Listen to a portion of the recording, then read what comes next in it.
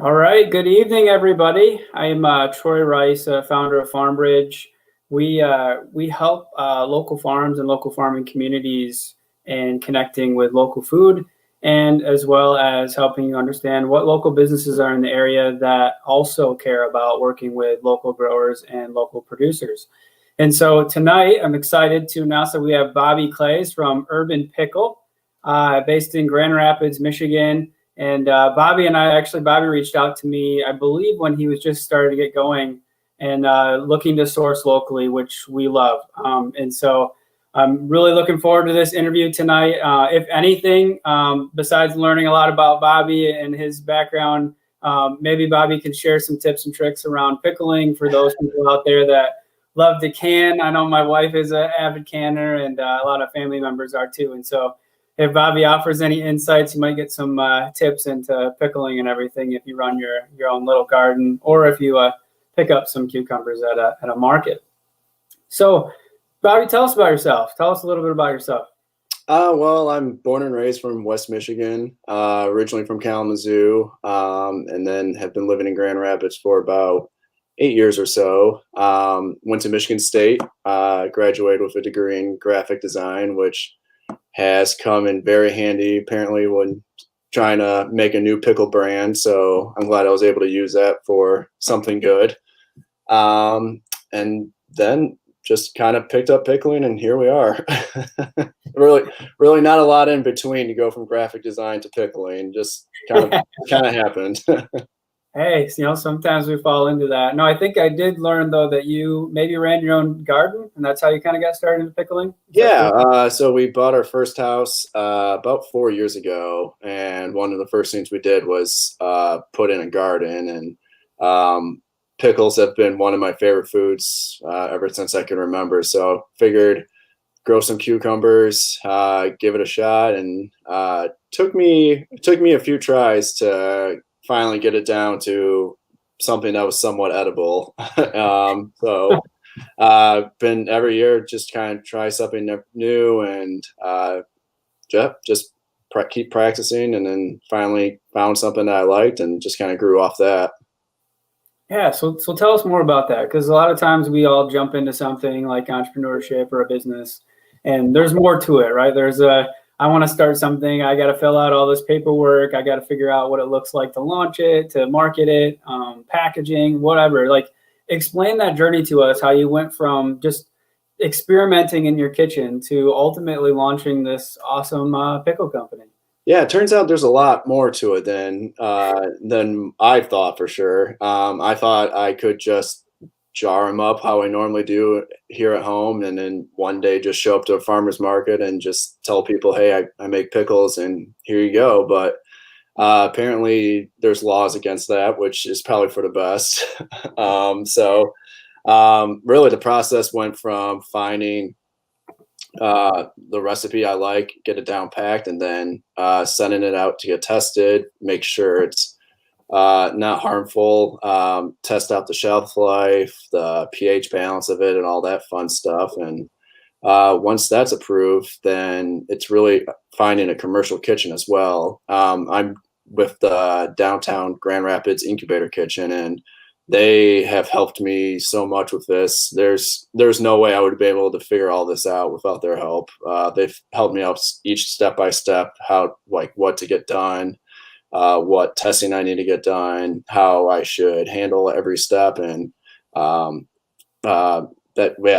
been a huge help for me. Once it got tested, then I had to go searching for jars, find a perfect jar that was in my price range that wouldn't be too expensive, find a label maker, find suppliers for all the ingredients. And then the fun part was trying to figure out a schedule to make all this happen really while balancing your normal life.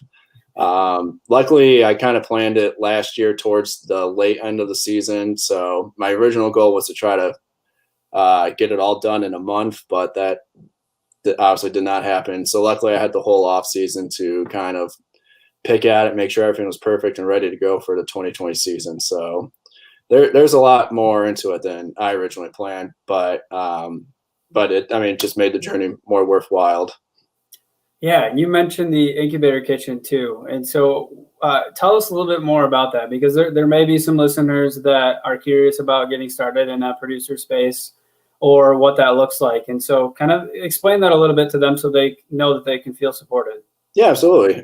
So once I found out that I needed to use a commercial kitchen for me to sell these pickles commercially, I kind of looked around, did a Google search, and came across the Downtown Market Incubator Kitchen, and they had all their information on it. And I had to fill out form, and so I figured I'd give it a shot. Told them what my information, what I was planning on doing, and really what I needed. And I think the next day, Ryan, who runs the program, reached out to me, had a face-to-face meeting, gave me a whole tour of the place, and asked me a lot of questions about what I plan on doing, what I hope to happen in the future with this. And he broke it down of everything I needed with the testing, getting my license to use a commercial kitchen, food testing, all that fun paperwork stuff that no one really thinks about unless you're in the food business. Yeah.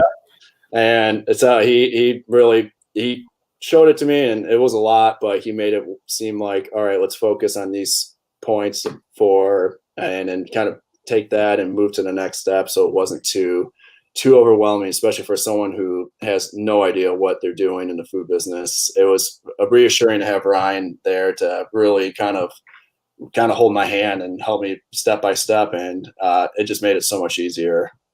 So you're saying if I just do pickles in my kitchen, I can't just go out there and start selling people at markets? It turns out no. And I'm really glad I looked at that before I started trying doing it. Because I'm sure that probably would not go well. All right. Well, and so earlier I mentioned too that, you and I connected because you cared about sourcing locally. And so what's neat is you started off with your own garden, but then you wanted to see if you could source all the cucumbers and everything locally, and spices from what I hear too. So share a little bit more about that process as far as like who you work with, farms, maybe if you're still in the opportunity you're looking for different spices or farms. That way any of our listeners that potentially grow or produce something can connect with you on it. Yeah, absolutely. Right now, my main suppliers are Rainbow Farms and Vista Farms. They both were at the Fulton Street Market. That's where I started off selling my pickles. So I got to know them pretty well. Saw them every Saturday. I've actually been buying from Rainbow Farms for the last few years, even for my personal pickling here at home, because I couldn't keep up with demand with family and friends with my little garden. So I needed to outsource. And so I've been working with him for a few years. They've been my main suppliers for the time being. But I can see down the line where I'm hoping to at each year get more and more, make more and more jars. So I'm going to need more and more ingredients, more cucumbers. Hopefully I can get some more products in the lineup for next season. So I'm open to all suggestions of anything that needs to be pickled. The cucumber season's so small that I need to kind of get creative with what else I can throw in some jars. So if any farmers out there have any ideas, I'm all ears. So you're really looking for an all-season grower that can do cucumbers. That would be amazing if I could find one. I know that's probably pretty hard to find in Michigan, but yeah, if you found a way, I will be your new best friend if you have cucumbers growing all year long. Well, there you go. There you said it. So if there's somebody out there that's willing to help you out there, that would be awesome. So tell us about your products. We have a graphic here in the background that you can kind of see. Some people may or may not have tried your pickles before, but tell us about the different varieties you have and everything. So what do you have going on there? So we have the original one is our kick and dill. That's the one I've been making for ever since I've been pickling at home. It's got basic ingredients: apple cider vinegar, dill, garlic cloves, and red pepper flakes. So I try to keep it very simple, very clean, no preservatives or anything like that. And they're all refrigerated, which I think helps with the crunch of the pickle, which I am a huge fan of. So that's why all of our products are must be refrigerated, mainly is the make sure the quality's good, such as the crunch. So I've been doing that one for a few years. Then I kind of branched off to asparagus, since that was one of the first products I can get my hands on during the season. So pickled asparagus was next on the list. Then once cucumbers came along, I decided to branch off into Bloody Mary spears. I've had a lot of customers tell me that they love putting the kickin' dills and the Bloody Marys, so I figured I gotta up it up a notch for all my Bloody Mary fans. And pretty much it's just a kickin' dill pickle, just with the Bloody Mary ingredients such as Old Bay seasoning, Worcester sauce, garlic powder, and celery salt. So nice. Really everything except for the tomato juice and the vodka, really. Maybe that'll come down the line later on. And I understand, or at least I saw that you may work with Brutes and Spice Merchants, maybe, which are also local. Brutes, I've just been tagging them in a few posts. Okay. Kind of a wink, wink if they want to tag along on something. I'm all open for that idea. Yeah. For the spices, I actually am making a new very spicy pickle called the Inferno, and I've been getting spices from them, the scorpion chili and the ghost pepper. Those are actually about to send those out to get tested now, so they should be ready for the 2021 season, but they pack a good punch. So if you're looking for a spicy pickle, I think I'll have one ready for you next year. Awesome. I want to dive into the testing process, because I want people to understand like what you have to go through to get that to market. But you do have actually a couple questions coming in here. So Julie is wondering, what has been the most challenging part of starting your business? The challenging part is probably finding the time. Probably the time and the funding. The funding, I mean, for testing and getting all the products, the jars, the supplies, paying for the commercial kitchen can add up pretty quickly, especially if you're doing all this before you start actually being able to sell.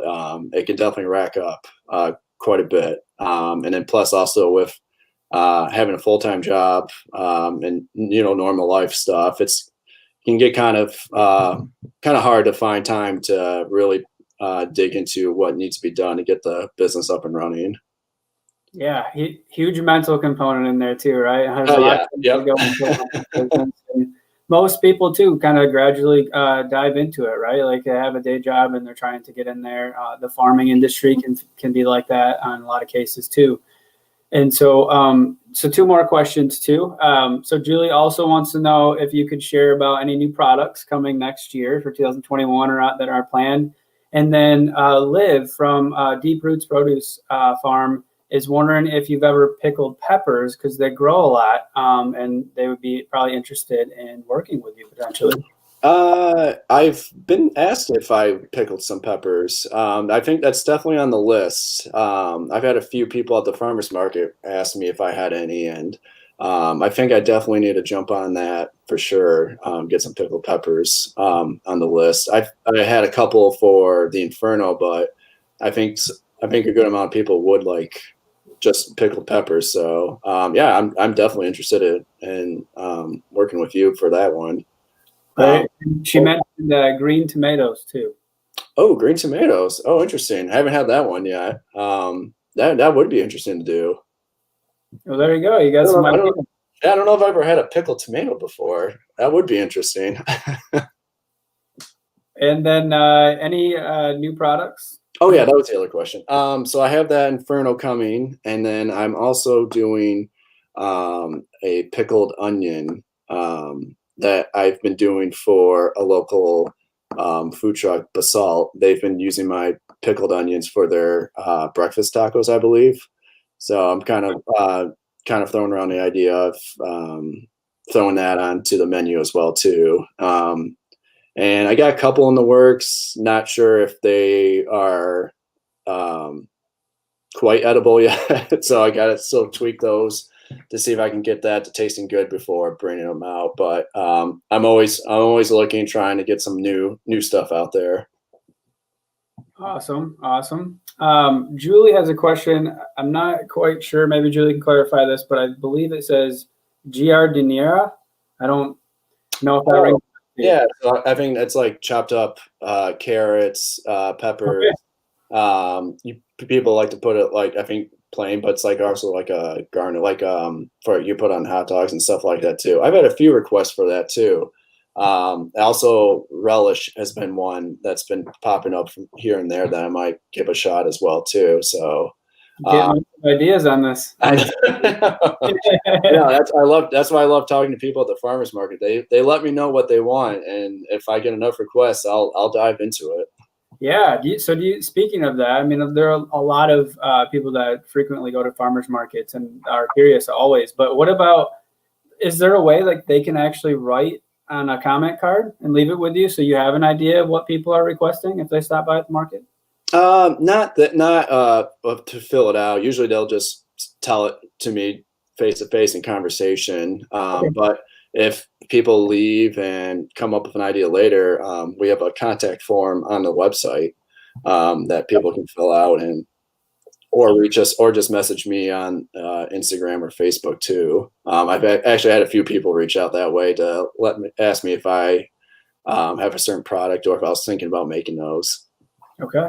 Yeah, very cool. So I think when I first heard about your business too, I don't remember there being a pickle company downtown at Fulton, at least from my understanding. So are you the only pickle company? I think so. When I started putting the requests, that kind of putting the feelers out for the farmers markets, I think it was a Fulton Street Market saying they've had people requesting for a pickle person for years now. So they said they're glad that I put the resume in, which I mean, I was glad to hear it. I didn't know that was the case, but yeah, I mean, I honestly can't. I live in the Grand Rapids area too, and I honestly can't tell you of any local pickle producers that I've seen at markets.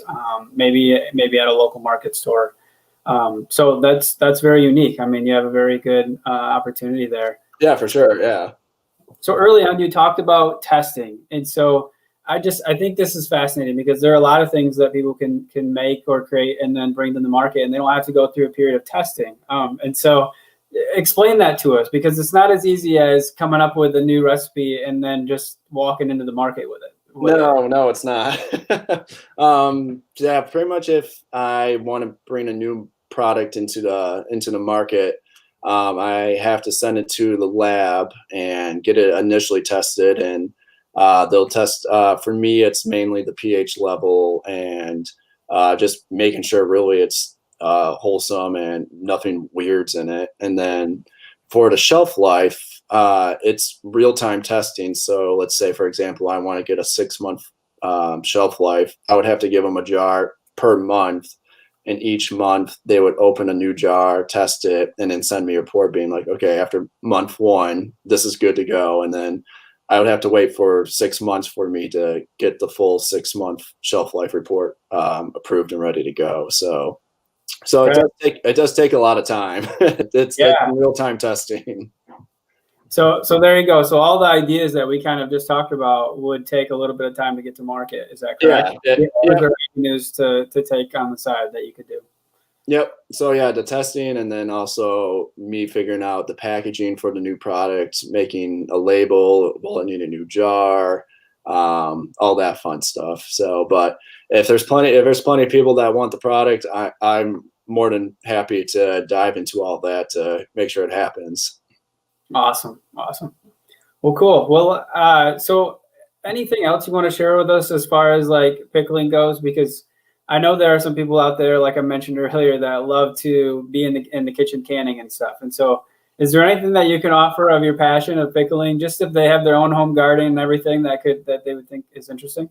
Try new things. I mean, I've made all sorts of concoctions in this kitchen, and my poor wife probably had to taste them all, and maybe 50% of them were edible. So I'd say just try whatever comes to mind. And I mean, yeah, whatever sounds good in your head, I'd give it a shot. We're good. So how can people find you? You mentioned Fulton. I think maybe you attend a few other markets and you have a website. is most of the way the customers can reach you today is at markets, or do you do deliveries and pre-orders for pickups and things like that? I tried doing shipping, and that went very poorly with Okay. the jars. Either I've had packages that took way too long to get delivered, lost packages, and with the jars needed to be refrigerated, the shipping just didn't work out. They'd be gone for days, and by the time they got delivered, it'd be all warm, and I just can't guarantee the freshness of them. So shipping's not it's on hiatus right now. Pickup orders, haven't figured that one out yet, because since I don't really have a actual location, it's just a downtown market. So right now it's just been the farmers markets, mainly the Fulton and the Holland market. But I'm also, you can find my pickles at Market Zero in Holland. They have the dill and the Bloody Mary pickles there. And then Art of the Table in Grand Rapids carries the mustard as well too. So I'm hoping during this off season I can get some more retail locations open, so people don't have to wait till Saturday to come to the farmers market. Yeah, that's great. So if somebody contacts you on the website, can they pre-order ahead of time to pick it up at one of those markets, or do they just come to the market? They should be able to just go straight to the market. They have them on the shelves. Yep. Nice. Yeah. Great. Well, good, Bobby. What else? Is there anything else you'd like to share with us or any of the listeners around? I guess just follow us on Facebook and Instagram. I'm always jumping around since this is our first year. I don't really have a set schedule of where I'm going to be or where to find the product. So I always try to keep everyone updated on the social media so people know where to find us, because unfortunately I'm unpredictable right now. So follow us on that and you'll be able to find us for sure. Okay, so follow you on Instagram and Facebook if they want to learn about new products or where you're at. And I know Fulton, I believe, is open all year round. Are all the other places open all year round as well? I'm not sure. Right now, I'm not taking part of the second session of the Fulton Street Market. So I think we're probably all done with the farmers market until next year, and during the springtime. Hopefully, I'm hoping to be in a lot more markets next year. Hopefully, I'll have some assistance to run multiple markets at the same time. So hopefully, you don't have to jump around each Saturday. You can find us in multiple locations next year for sure. So that's probably another comment too to keep in mind. I think it was Julie that raised the question around challenges is resources, right? You're only one person. Yeah. I am. Mainly just me, but I've had a lot of family and friends that have really helped me out. I've had family come to the kitchen to help me make the pickles, help me at the farmer's market, especially at the beginning when I was still trying to figure it all out. They've gladly helped me out to come bright and early in the farmer's market, help set up, stay the whole day, and then help me tear it down and come back the next Saturday. So really, it is solely me, but I really couldn't have done all this without the friends and family that have helped me for sure. So that's been a huge help. So hopefully I can find some workers next year so I don't lose any friends next year with working the farmers markets. But yeah, so when I get more people, for sure, you'll see a lot more of us. Good. Yeah. Family and friends are key, man. When you're yeah, they've been a huge help for sure. Good. Well, thank you, Bobby, for coming on today. And so thank you. I appreciate it. I mentioned this early on, but we connected because FarmBridge believes in helping the local farming communities and also connecting them with producers. And so Bobby really cares about sourcing local, and so do we. And so I care a lot about what Bobby does, and really appreciate his connection. And so to lead it up, we have a series of these interviews coming. This week we will be interviewing Lita Kelly from Southeast Market as well. And then Looks Artisan Preserves, so Kimberly, which I believe also operates maybe out of the downtown market there in Grand Rapids. And so we look forward to doing this. We look forward to helping Bobby connect as much as we can. And it sounds like you already got some contacts just based on this call here. Yeah, that would be amazing. So good. So any last words, Bobby, before we end the interview tonight?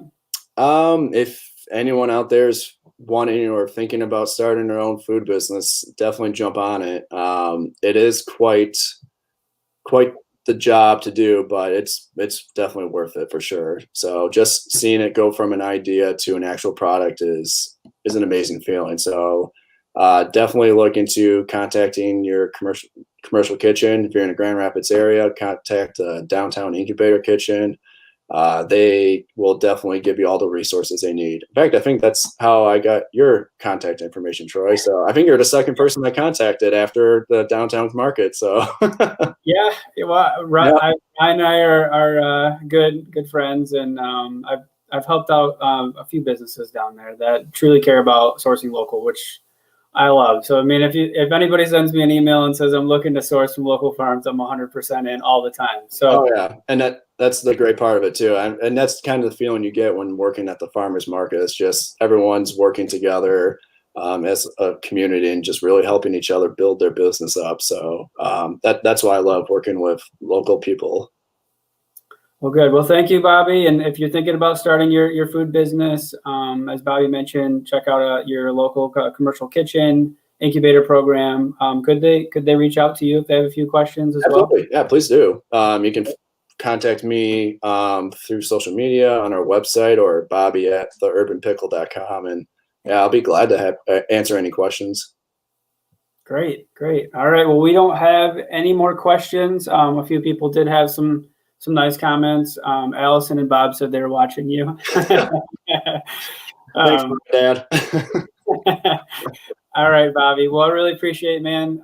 Go and enjoy your family. I believe you have a son. I do. Yep. He's 5 months. So that's also been fun, kind of tackling a new business with a new child responsibility too. But I wouldn't change it for the world. It's been great.